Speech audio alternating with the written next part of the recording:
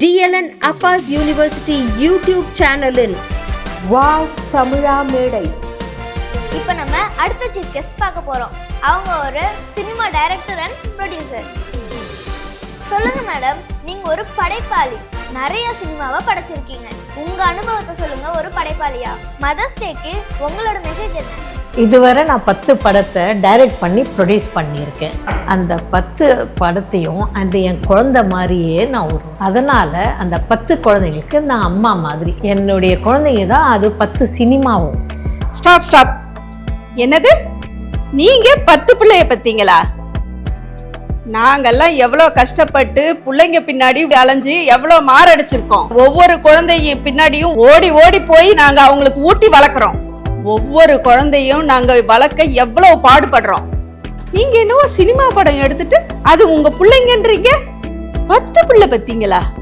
நாங்க 1-2 பேத்துக்கிட்டே எவ்வளவு அல்லோல் படுறோம். நீங்க ஏசி ரூம்ல உட்காந்துட்டு சினிமா படம் எடுத்துட்டு என்னமோ ரொம்ப பாடுபட்டு பிள்ளைய பெத்துட்டோன்றீங்க. சினிமா தான் உங்க பிள்ளைங்கன்னு சொல்றீங்க. இன்னைக்கு மதர்ஸ் டே, நாங்க மதர்ஸ் டேவை கொண்டாட வந்திருக்கோம். இங்க உங்களுக்கு என்ன வேலை? அந்த மேடம் சொல்றாங்களே, அந்த கருத்துக்கு நான் உடன்படுறேன். அப்படியே என் மனசுல இருக்கிறத சொல்லிட்டாங்க. நான் 2 பிள்ளைக்கு அம்மா, அந்த 2 பிள்ளைய 20 பிள்ளைக்கு சமம். அந்த 2 பிள்ளைய சமாளிக்க ஒரு ஆர்மியே வேணும். நான் 1 உமன் ஆர்மியா வாழ்ந்துட்டு இருக்கேன்.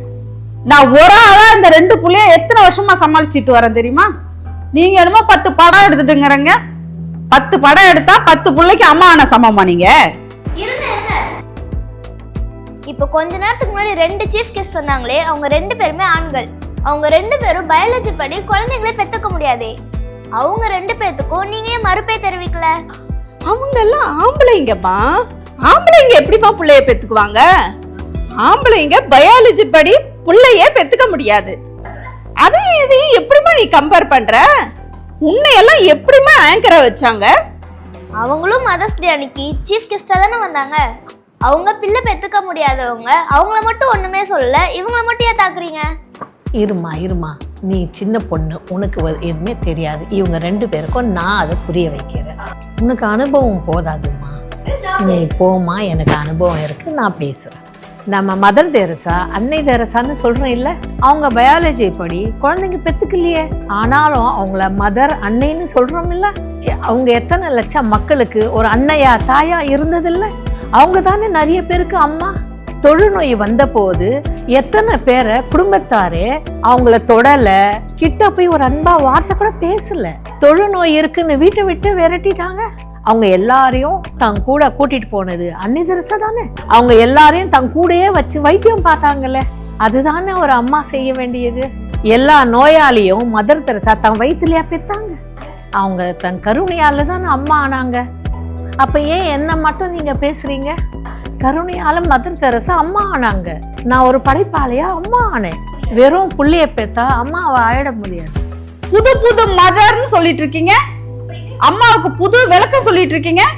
இதோ எதிரில அந்த அம்மா சொல்றாங்களே, காதுல கேக்குதா? அத நல்லா காதுல உள்வாங்கிக்கோங்க. அந்த எதிரில அந்த அம்மா சொல்றாங்க பாருங்க, ஒரு அம்மாவோட ஃபீலிங் அது. அந்த ஃபீலிங் இன்னொரு அம்மாவுக்கு தான் புரியும். உங்களுக்கு இந்த ஃபீலிங் புரியவே புரியாது. படம் எடுக்கிற ஃபீலிங்கை பத்தி பேசுறீங்க, புள்ள வளர்க்கிற ஃபீலிங், அதுதான் இன்னைக்கு மதர்ஸ் டேக்கு பேச வந்தோம். மதர்ஸ் டே அன்னைக்கு நீங்க பெரிய மதர் மாதிரி சீஃப் கெஸ்டா வந்திருக்கீங்க. படம் எடுத்தாலே ஒரு மதரா? ஒரு படத்துக்கு உயிர் கொடுத்தாங்களாம். இவங்க பெரிய தாயாம் மதர்ஸ் டே கொண்டாட வந்துட்டாங்க. அதுவும் அவங்க தான் சீஃப் கெஸ்டா. நாங்கெல்லாம் மதர்ஸா தெரியலையா உங்களுக்கு? ஏன் எங்களை சீஃப் கெஸ்ட் ஆக்கலாமே? அம்மாவோட பொறுப்புனா என்னன்னு தெரியுமா? சினிமா டைரக்டர் ஆம்பளையும் ஆகலாம், பொம்பளையும் ஆகலாம். பணம் இருந்தா சினிமா ப்ரொடியூசர் ஆகலாம். ஆனா யாரு வேணாலும் அம்மா ஆக முடியுமா? பணம் இருக்கிறவங்க எல்லாம் அம்மா ஆக முடியுமா? இப்ப புரியுதா? அம்மாங்கிறது ஒரு ஸ்பெஷலான விஷயம். அம்மாவுக்கு ஒரு புது அடையாளம் வேணும்னு லெஃப்ட் சைடுன்னு சொல்றாங்களே, அப்ப என்னையே ஒதுக்குறீங்க? நான் கொடுக்குற ஒரு புது அடையாளம் உங்களுக்கு எல்லாம் பிடிக்கலையா? சினிமாங்கிறது ஒரு ஆண்களோட உலகம். அதுல ஒரு பொண்ணா நான் எவ்வளவு போராடி வந்திருக்கேன். ஒரு படம் எடுக்கிறது எவ்வளவு கஷ்டம்னு தெரியுமா? 10 படம் எடுத்திருக்கேன். குழந்தை பெத்துக்கிறது வெறும் ஒரு பயாலஜி. நாய் பூனை கூட தான் பிள்ளைய பெற்றுக்கிறது. குட்டி போடுறது ஒரு பெரிய விஷயமா? அது நேச்சுரல் பயாலஜி. ஆனா சினிமா எடுக்கிறது எவ்வளவு பெரிய போராட்டம் தெரியுமா? எங்க போனாலும் ஆண்கள் தான் டாமினேட் பண்றாங்க. இதுல ஒரு பொண்ணா நான் எவ்வளவு தூரத்துக்கு வந்திருக்கேன் தெரியுமா? அதனால தான் சொல்றேன், என்னோட ஒவ்வொரு படமும் ஒரு குழந்தை மாதிரி. நீங்க வயிற்றுல எப்படி ஒரு குழந்தைய வச்சு கேர்ஃபுல்லா உருவாக்குறீங்களோ அத மாதிரி நான் பல மடங்கு நான் போராடுறேன். ஒவ்வொரு பிள்ளை பெற்றுக்கிறதுக்கும் நான் எவ்வளவு சிரமப்பட்டிருக்கேன் தெரியுமா?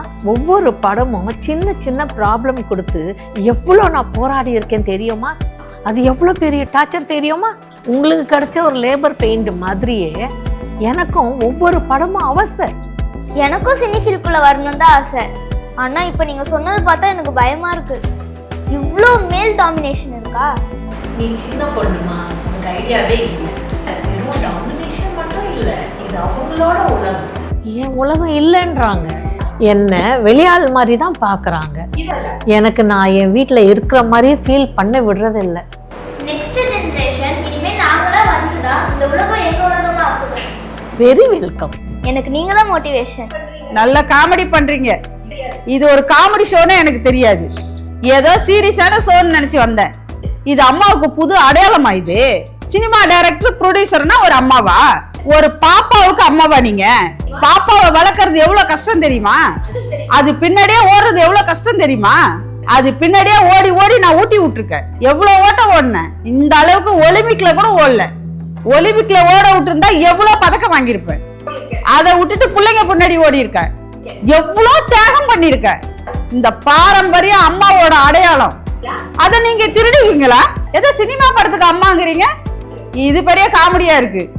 இதுக்குதான் இந்த ஷோவுக்கு கூப்பிட்டீங்களா? சினிமா படத்துக்கு அம்மாவாம். சினிமா தான் இவங்களோட பேபியா. நல்ல மம்மி, நல்ல பேபி. ஒரு சிறு இடைவெளிக்கு பிறகு வாவ் தமிழா மேடை நிகழ்ச்சி தொடரும். வாவ் தமிழா மேடை நிகழ்ச்சியில் இன்னைக்கு அன்னையர் தின மதர்ஸ் டே சிறப்பு நிகழ்ச்சி. பாரம்பரிய அம்மாவின் அடையாளம், அம்மாவுக்கு புது அடையாளம், நிறைய அடையாளங்கள் கிடைச்சிக்கிட்டு இருக்கு. ஔவையார் நாம அவ்வை பாட்டி சொல்றோம். ஔவையார் நமக்கு அம்மாவோட அம்மாவோட அம்மாவோட அம்மா. ஔவையார் நமக்கு ஆத்திச்சூடியை கொடுத்துருக்காங்க. அந்த மாதிரி நாலேஜ் இந்த உலகத்துல எங்கேயுமே பார்க்க முடியாது. ஔவையாரோடைய ஆத்திச்சூடி நாலேஜ் உலகம் ஃபுல்லா பரவணும். ஏசியால ஜப்பான்ல இருந்து ஐரோப்பால ஜெர்மனி வரைக்கும் எல்லா மொழியிலையும் டிரான்ஸ்லேட் பண்ணணும். இதுக்கு தான் நான் முயற்சி எடுத்துட்டு இருக்கேன்.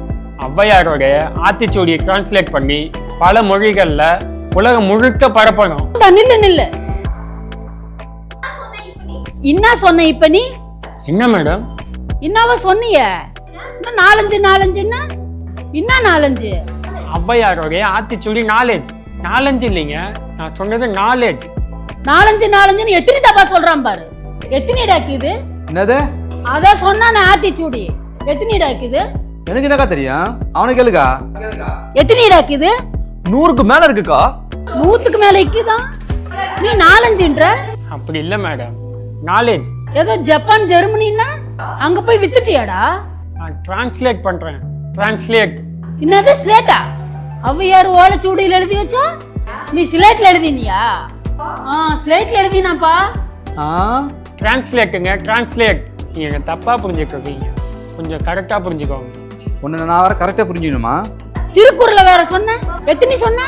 நாலஞ்சு நீ எத்தனை டாக்குது? என்னது? அதான் திருக்குறள். எனக்கு என்ன தெரியும்? அவனுக்கு கேளுக்கா. எத்தனை டாக்குது? 1000க்கு மேல இருக்குக்கா. 1000க்கு மேல இருக்குதான். நீ நாலஞ்சுன்ற மிச்சத்தை என்னடா பண்ண? லோட்டுக்கு நீ அதையும் எல்லாத்தையும் மறுவாதியே ரிட்டர்ன் வை. எல்லாம் ரிட்டர்ன் வச்சிடுறேன். ஒரு சிறிய இடைவேளைக்கு பிறகு நிகழ்ச்சி தொடரும். என்ன சொன்ன? தேநீர் இடைவேளை. என்ன சொல்லுது இது? என்ன சொல்லுது? என்னவோ சொல்லுது. டீ குடிக்க போலாமான்னு கேக்குறாங்க. தமிழ்ல சொல்லு. தேநீர்ங்கிறது தமிழுங்க, டீங்கிறது இங்கிலீஷ். என்ன சொல்ற நீ? ஏக்கோ, அவங்களுக்கு நாம தான் தமிழ் கத்து கொடுக்கணும். நீ தமிழ் கத்து கொடுக்கா. நம்ம அன்றாடம் நிறைய இங்கிலீஷ் வார்த்தைகளை தமிழ் நினைச்சு பேசிட்டு இருக்கோம். ஃபேனு, லைட்டு, டிவி அந்த மாதிரி. இந்த நில்லு. என்ன சொன்ன நீ? ஃபேனு, லைட் எல்லாம் இங்கிலீஷா? தமிழ் வார்த்தையெல்லாம் லவுட்டிக்கினியா? டேபிள், சேரு, லைட்டு, கேட்டு இந்த மாதிரி பல வார்த்தையை நம்ம தமிழ் நினைச்சிட்டு இருக்கோம். என்ன லைட், ஃபேன் எல்லாம் இங்கிலீஷா? Pressure cooker. ப்ரெஷர் குக்கர் இங்கிலீஷா? இப்ப ஸ்விட்ச போடுன்னு சொல்றோம். என்னது சுவிட்ச் இங்கிலீஷா? தமிழ் வார்த்தையில லோட்டிக்கினியம்மா. எல்லாத்தையும் மறுவாதியே ரிட்டன் வை. ரிட்டர்ன் கொடுத்துட்டேங்க. இப்போ என்ன பண்றோம்? டீ குடிக்க போலாமா மேடம்? என்ன மேடமா? நான் என்ன மேடமா? இங்கிலீஷ்காரியா? டீ குடிக்க போலாமாமா?